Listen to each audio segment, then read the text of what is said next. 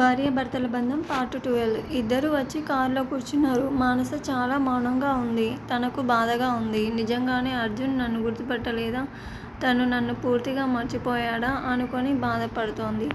Arjun silent గా car drive చేస్తున్నాడు. ఉన్నట్టుండి మానస కళ్ళల్లో కన్నీళ్లు కారడం మొదలైంది. ఎందుకే మానస నీకు అతనంటే అంత ప్రేమ? అంది అంతరాత్మ. మీ మధ్య ఉన్న భార్యాభర్తల బంధం చిన్నప్పటి నుండి నేను అతని మీద పెంచుకున్న ప్రేమ నీకు తెలియదా అని అంతరాత్మకు మానస సమాధానం ఇచ్చింది. ఇదంతా నీ పిచ్చిగాని చిన్నప్పటి పెళ్ళి మర్చిపో. అందరూ నీలాగే ఉంటే ఈ ప్రపంచంలో అందరూ నీలాంటి పిచ్చోళ్ళే ఉండేవాళ్ళు అని అంతరాత్మ మళ్ళీ వెక్కిరించినట్టుగా అనిపించి మానస రెండు చేతులతో మొహం కప్పుకొని ఏడ్చేసింది. అర్జున్ కారు ఆపేసి మానస ఏమైంది అన్నాడు. ఏం లేదు అని తల అడ్డంగా తిప్పింది. ఏం లేకపోతే ఎందుకింత ఏడుపు అన్నాడు.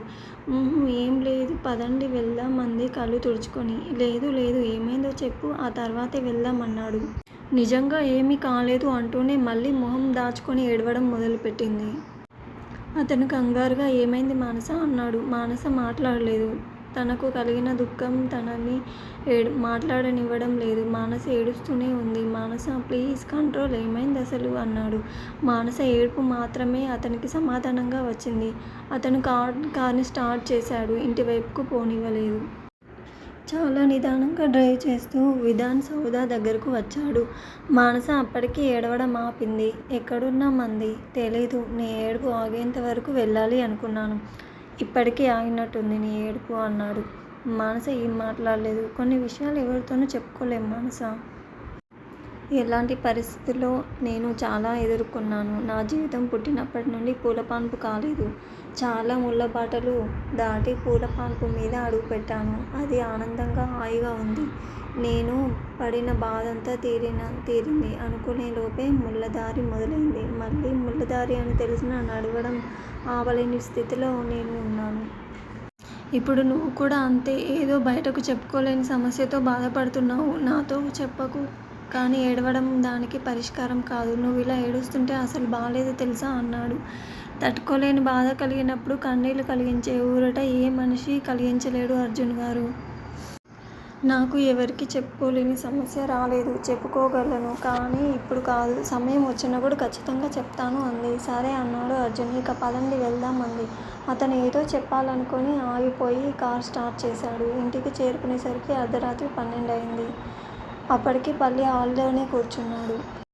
పల్లి ఇంకా పడుకోలేదా అంది మానస. లేదమ్మా, నువ్వు ఎంతసేపటికి రాకపోయేసరికి భయం వేసింది. అందుకే ఎదురు చూస్తూ ఉన్నాను అన్నాడు. అతనికి ప్రేమకు మానస కళ్ళలో నీళ్లు తిరిగాయి. నేను నీకు ఫోన్ చేసి చెప్పడం మర్చిపోయాను పల్లి. ఐయామ్ సారీ అంది బాధగా.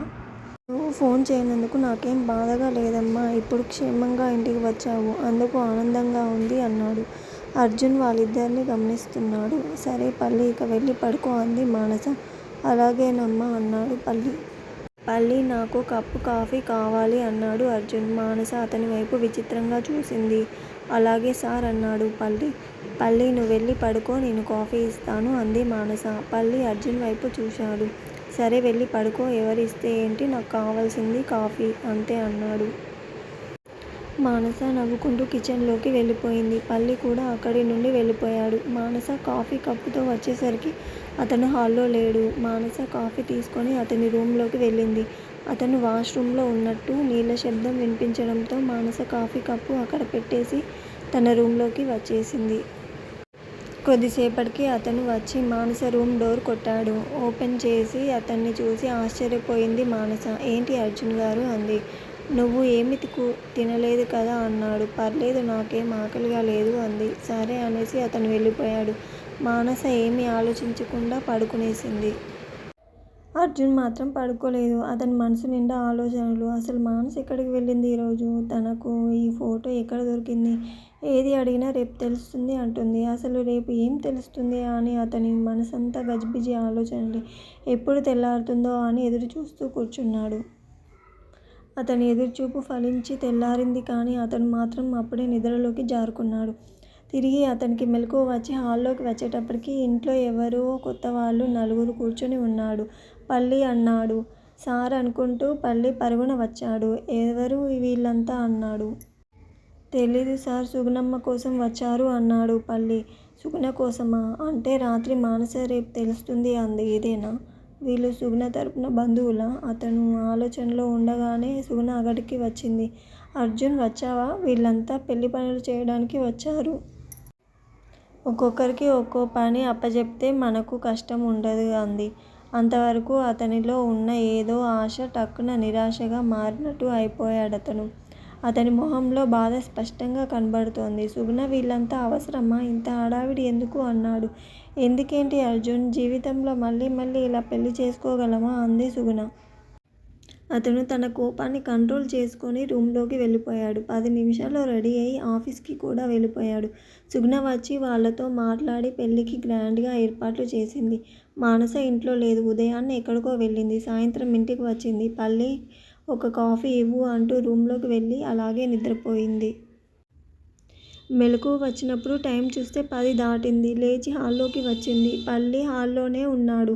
పల్లి పడుకోలేదా? అంది. లేదమ్మా, మీరు లేచి తింటారని. అలాగే సార్ కూడా ఇంకా రాలేదు. వస్తారేమో అని ఎదురుచూస్తూ ఉన్నాను అన్నాడు. ఇంకా మీ సార్ రాలేదా? అంది ఆశ్చర్యంగా. లేదమ్మా, ఉదయం కోపంగా ఇంటి నుండి వెళ్ళిపోయారు. ఇప్పటివరకు రాలేదు అన్నాడు. ఇప్పటివరకు రాకపోతే నాకు ఒక్క మాట కూడా చెప్పలేదా? అంది.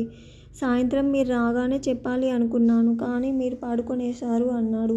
సరే పల్లి, నువ్వు వెళ్ళి పడుకో అంది. సరే సరే అని పల్లి వెళ్ళిపోయాడు. మానస ఫోన్ ముందు కూర్చొని అతనికి ఫోన్ చేసింది. రింగ్ అవుతుంది కానీ లిఫ్ట్ చేయలేదు. వెంటనే వినయ్కి కాల్ చేసింది. హలో అక్క, వినయ్. మీ సార్ ఎక్కడున్నారు? ఇంకా ఇంటికి రాలేదు? అవునక్క, ఇక్కడ బార్లో ఉన్నారు. ఏంటి, బార్లోనా? మానస గొంతులో ఆశ్చర్యం. అవునక్క, చాలాసేపటి నుండి పిలుస్తున్నాను, అయినా సార్ కదలడం లేదు, తాగుతూనే ఉన్నారు. సరే నేను వస్తాను అంది.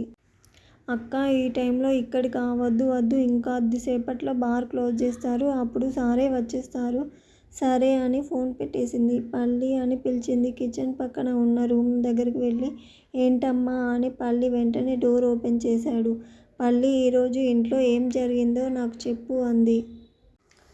ఆ మహాతల్లి పెళ్లి పనులు చేసేవాళ్ళని పిలిపించి పనులు పురమాయించిందమ్మా. అది సారుకు నచ్చలేదు అన్నాడు పల్లి. సరే పల్లి అనేసి అక్కడి నుండి వచ్చేసింది. చాలాసేపటి తర్వాత వినయ్ అర్జున్ ఇంటికి వచ్చాడు. అర్జున్ తూలుతున్నాడు. తోడు లేకుండా ఒక్క అడుగు కూడా ముందుకు వేయలేని పరిస్థితిలో ఉన్నాడు. వినయ్, సార్ రూంలో పడుకోబెట్టు అంది మానస. సరే అక్క అని వినయ్ అర్జున్ని తీసుకెళ్ళి తన రూంలో వదిలి వచ్చాడు. వినయ్, ఏంటి ఇదంతా? అంది మానస. సార్ మనసుకు ఓర్చుకోలేని బాధ కలిగినప్పుడు మాత్రమే ఇలా తాగుతారు అన్నాడు వినయ్. సరే పల్లి ఉన్నాడు గదా, తన దగ్గర పడుకోపో. ఈ టైంలో ఒక్కడివే ఎలా వెళ్తావు? అంది. పర్లేదక్క, వెళ్ళిపోతాను అన్నాడు వినయ్. వినయ్, ఇక్కడ ఉండడానికి నీకేమైనా ప్రాబ్లమా? అంది మానస. రేపు ఉదయం సుగుణ మేడం చూస్తే తిడతారక్క అన్నాడు. తిడుతుందా? ఎందుకు? అంది.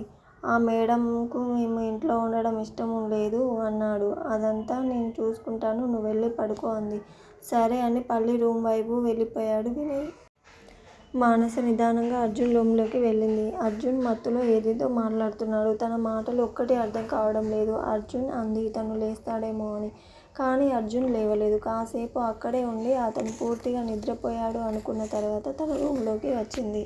నేను ఈరోజు వెళ్ళిన పని సక్సెస్ కాలేదు. అలాగని దీన్ని వదలలేను.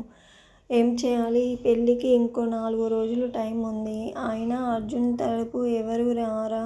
అర్జున్కు తన పేరెంట్స్, రిలేటివ్స్ ఎవరు వద్దా? ఎవరూ లేకుండా ఈ పెళ్ళి ఎలా చేసుకుంటాడు? తనెప్పుడూ తన ఫ్యామిలీ గురించి మాట్లాడడం లేదు. ఎందుకని అనుకుంది. ఈ ప్రశ్నలకు కూడా మానస దగ్గర సమాధానం లేదు. తెలుసుకోవాలి, అన్ని ప్రశ్నలకు సమాధానాలు తెలుసుకోవాలి అనుకుని పడుకుంది.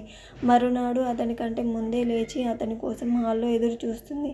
అతను చాలా లేటుగా లేచి తల పట్టుకొని హాల్లోకి వచ్చాడు.